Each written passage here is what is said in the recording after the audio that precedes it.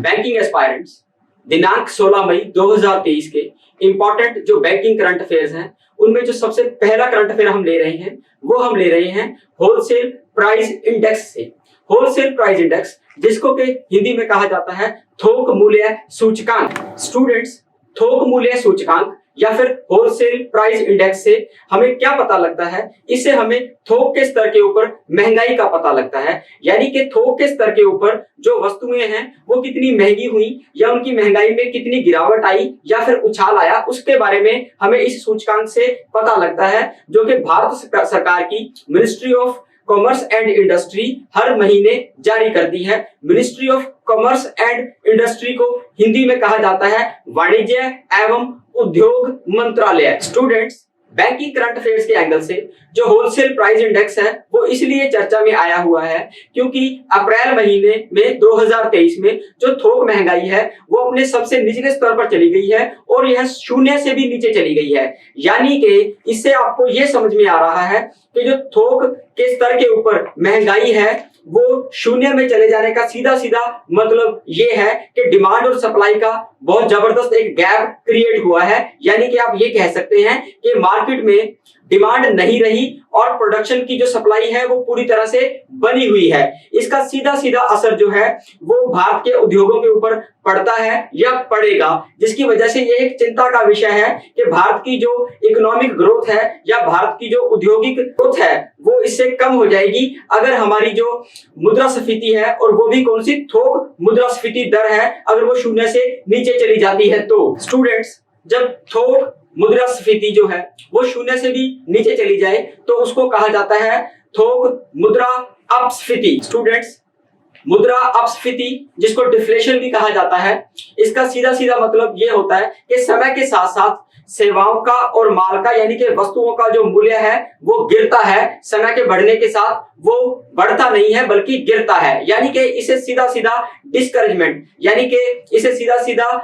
एक इस तरह का जो माहौल बनता है मार्केट में कि प्रोडक्शन को कम किया जाए, सप्लाई को कम किया जाए, क्योंकि मार्केट में डिमांड जो है वो घट गई है। यानी कि अगर किसी देश में डिमांड और सप्लाई का गैप क्रिएट होता है और उस देश में सप्लाई तो बनी हुई है, सप्लाई तो बरकरार रखी हुई है, लेकिन डिमांड घट गई है, इसका मतलब ये है कि उस देश की अर्थव्यवस्था जो है वो गिरावट की तरफ है। और भारत में ये ट्रेंड जो है वो अप्रैल मंथ में देखा गया है होलसेल प्राइस इंडेक्स में, जो आपका होलसेल इन्फ्लेशन रेट है जिसको थोक महंगाई दर कहा गया है। स्टूडेंट्स, थोक मुद्रास्फीति जो है वो अप्रैल माह में घटकर -0.92% यानी कि -0.92% रह गई है, जो कि पिछले 34 महीनों में अपने सबसे निचले स्तर के ऊपर दर्ज की गई है। बैंकिंग एस्पायरेंट्स जो दूसरा बैंकिंग करंट अफेयर ले रहे हैं वो हम ले रहे हैं G20 से। G20 की बहुत सारी मीटिंग्स जो है वो न्यूज में चल रही हैं। उसमें से एक जो मीटिंग अभी न्यूज में आई है वो आपकी है energy transition working group meeting. Student, G20 समूह की एनर्जी ट्रांजिशन वर्किंग ग्रुप की जो बैठक है वो इसलिए चर्चा में है क्योंकि भारत ने इसमें अपना स्टैंड क्लियर किया है कि वो समय के साथ साथ कोयले का जो इस्तेमाल है एनर्जी प्रोडक्शन के लिए उसको वो एकदम से फेज आउट नहीं करेगा, यानी कि एकदम से उसको बंद नहीं करेगा, और वो धीरे धीरे अपनी एनर्जी ट्रांजिशन को आगे बढ़ाएगा, यानी कि और ऐसे संसाधनों का इस्तेमाल करना शुरू करेगा जो कि कम पोल्यूशन पैदा करते हैं। लेकिन वो कोयले की उत्पादन को और कोयले के इस्तेमाल को एकदम से नहीं घटाएगा अपनी जरूरतों को देखते हुए। इसी मीटिंग के संदर्भ में एक शब्द बड़ा इंपॉर्टेंट इस्तेमाल किया जा रहा है जिसको कहा जा रहा है जस्ट ट्रांजिशन। जस्ट ट्रांजिशन से भाव ये है, जस्ट शब्द से भाव होता है न्याय संगत या फिर उचित, और ट्रांजिशन से भाव है बदलाव, यानी कि एक उचित बदलाव। भारत ने यहाँ पर अपना स्टैंड ये क्लियर किया है कि वो समय के साथ एक उचित बदलाव करेगा अपने संसाधनों के इस्तेमाल में ऊर्जा पैदा करने के लिए। यानी कि वो किसी के कहने पर डायरेक्टली ये नहीं है कि कोयले का उत्पादन बंद कर देगा या फिर कोयले से पैदा होने वाली ऊर्जा के उत्पादन को कम कर देगा, एकदम से घटा देगा या बंद कर देगा। तो वो कह रहा है कि जस्ट ट्रांजिशन में हम एक उचित बदलाव की तरफ जाएंगे समय के साथ। बैंकिंग एस्पायरेंट्स जो नेक्स्ट करंट अफेयर हम ले रहे हैं वो है टर्की प्रेसिडेंशियल इलेक्शन से, यानी कि तुर्की देश में होने जा रहे या हो चुके आपके जो राष्ट्रपति चुनाव है उनके ऊपर हम बात कर रहे हैं। अभी उसमें जो करंट सिचुएशन बनी है उसमें इस तरह से हुआ है कि कोई भी उम्मीदवार जो है वो बहुमत नहीं पा सका, और उसके ऊपर अब हम बात करेंगे। स्टूडेंट, टर्की प्रेसिडेंशियल इलेक्शन, जिसको कि तुर्की राष्ट्रपति चुनावों के नाम से हम देख रहे हैं, इसमें जो दो मुख्य उम्मीदवार हैं उनके नाम इस तरह से हैं। एक है तैयब एर्दोगन और दूसरे हैं कमाल किलिचदारोग्लू। स्टूडेंट्स, एर्दोगन संबंध रखते हैं AKP से, और जो उनके प्रतिद्वंदी कैंडिडेट हैं जिनका नाम है कमाल, वो संबंध रखते हैं CHP से। स्टूडेंट्स, AKP को कहा जाता है जस्टिस एंड डेवलपमेंट पार्टी और CHP को कहा जाता है Republican People's Party. Banking aspirants,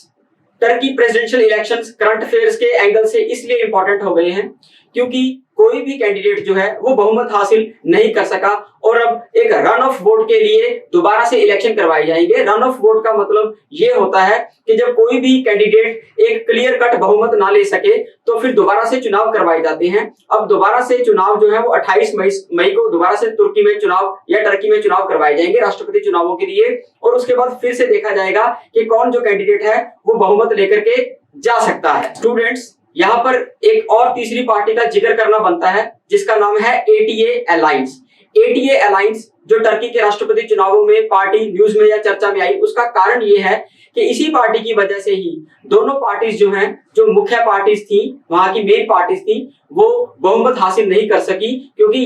इन्होंने सारी गेम को स्पॉइल किया है और कुछ 5% से ज्यादा वोट शेयर ये पार्टी ले गई है इन राष्ट्रपति चुनावों में, जिसका नाम है ATA अलायंस। ATA अलायंस को हेड कर रहा है सिनान ओगान। स्टूडेंट्स, CHP पार्टी के जो हेड हैं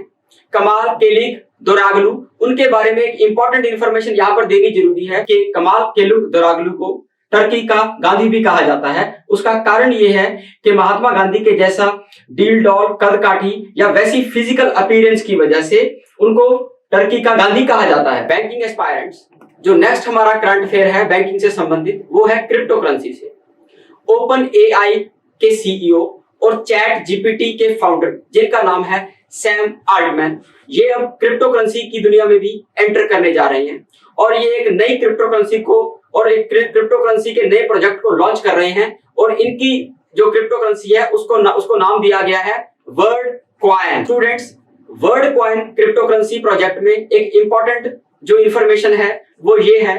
कि जो भी आपके सेल परचेज इसमें होगा, जो सेलर्स होंगे, जो परचेजर्स होंगे, उनकी आइडेंटिटी को ट्रैक किया जाएगा थ्रू आइरिस स्कैन, यानी कि आंखों की पुतलियों से एक रजिस्ट्रेशन करी जाएगी, और उसके बाद ही वहां पर वो जो कैंडिडेट है, जो वो इंसान है, वो खरीद फरोख्त कर सकता है अपनी पहचान को बिना बताए हुए, जस्ट अपने आइरिस स्कैन के बाद। बैंकिंग एस्पायरेंट्स, बैंक एग्जाम्स के करंट अफेयर्स के एंगल से जो नेक्स्ट हमारा करंट अफेयर है वो एक बुक से संबंधित है जो कि चर्चा में है। बुक का नाम है RBI governors the jar of monetary policy. Jar, CZAR, jar, इस शब्द का मतलब रशियन भाषा में, रशिया में एक एम्परर जो होता है, राजा, उसको जार बोला जाता है। तो यहाँ पर the jar of monetary policy से भाव ये है कि मॉनेटरी पॉलिसी को जो रूप दिया जाता है या उसको किस तरह मोड़ा तोड़ा जाएगा, वो सारा जो डिसाइड किया जाता है उसमें एक बहुत अहम भूमिका होती है किसकी, RBI गवर्नर की। तो बेसिकली ये जो बुक है जिसका टाइटल है RBI governors the jar of monetary policy, यहाँ पर सिर्फ मॉनेटरी पॉलिसी से संबंधित ही RBI के गवर्नर की पावर को या उसके कामकाज को नहीं दिखाया गया, बल्कि 1935 से लेकर के 2021 तक जितने भी गवर्नर्स हुए हैं उन्होंने जो इंस्टीट्यूशनलाइज चेंजेस करी, यानी कि जिन्होंने संस्थानिक बदलाव किए RBI में, या फिर किस किस गवर्नर के समय कैसे कैसे हालातों से देश निकला या ये गवर्नर्स ने काम किया, उसके बारे में भी ये किताब जो है वो बताती है। चाहे वो फिर आपके फाइनेंशियल रिफॉर्म्स, जो वित्तीय सुधार किए गए साल 1992 के बाद, और उसमें डॉक्टर जो रंगाराजन हमारे फॉर्मर गवर्नर हुए हैं RBI के, उनकी बात हो, या फिर बिमल जालान जिन्होंने फाइनेंशियल क्राइसिस मैनेजमेंट करी, उनकी बात हो, या फिर वो आपके डॉक्टर रघुराम राजन हो जो कि अपने वोकल स्टाइल के लिए, कि अपनी बात को खुलकर कहने के लिए जाने गए, या फिर उनके बिल्कुल ऑपोजिट डॉक्टर जो आपके फॉर्मर गवर्नर रहे हैं RBI के, उर्जित पटेल, जो कि अपनी साइलेंस के लिए जाने गए कि वो बहुत कम बोले और उनको मिल पाना बड़ा मुश्किल रहा लोगों के लिए। तो इस तरह से सभी आरबीआई गवर्नर्स के ऊपर ये जो बुक है वो रोशनी डालती है, उन गवर्नर्स के कामकाज के स्टाइल को बताती है और किस गवर्नर की क्या भूमिका रही आरबीआई को एक नया या विलक्षण रूप देने में, उसके बारे में ये किताब बात करती है। और इसके साथ साथ ही ये बुक आरबीआई की जो ऑटोनोमस इसका जो स्ट्रक्चर है उसके ऊपर भी बात करती है कि आरबीआई को कितनी ताकतें कैसे मिलनी चाहिए, कैसे क्या हो सकता है जिससे कि आरबीआई और एक बेहतर ढंग से एक संवैधानिक जो आपका संस्थान होता है वैसे काम कर सकते। स्टूडेंट्स, इस बुक को लिखने वाले, जिस बुक का नाम है RBI governors the jar of monetary policy, इसके ऑथर हैं गोकुल राठी। स्टूडेंट्स, जो नेक्स्ट करंट अफेयर है वो हम एक इंपॉर्टेंट डे से ले रहे हैं, यानी कि दिनांक 16 मई को किस दिवस के रूप में मनाया जाता है इसके ऊपर हम बात करेंगे। दिनांक 16 मई को जो दिन मनाया जाता है उसको कहते हैं the international day of living together in peace, जिसको हिंदी में कहा जाता है शांति से एक साथ रहने का अंतरराष्ट्रीय दिवस। यूनाइटेड नेशंस जनरल असेंबली के द्वारा यह दिन इसलिए मनाया जाता है क्योंकि दूसरे विश्व युद्ध यानी कि सेकेंड वर्ल्ड वॉर के बाद जो कम्युनिटीज यानी कि अलग अलग देशों के लोगों में अलग अलग तरह के जो विचार एक दूसरे के प्रति पैदा हो गए वो सब खत्म हो जाए और सभी जो लोग हैं वो मिलजुल कर एकता के साथ एक दूसरे की कमियों को समझते हुए और उन्हें एक्सेप्ट करते हुए मिलजुल कर इकट्ठे रहें, इस भाव को या इस भावना को आगे बढ़ाने के लिए यह दिन मनाया जाता है। और वो दिन मनाया जाता है मई 16 को।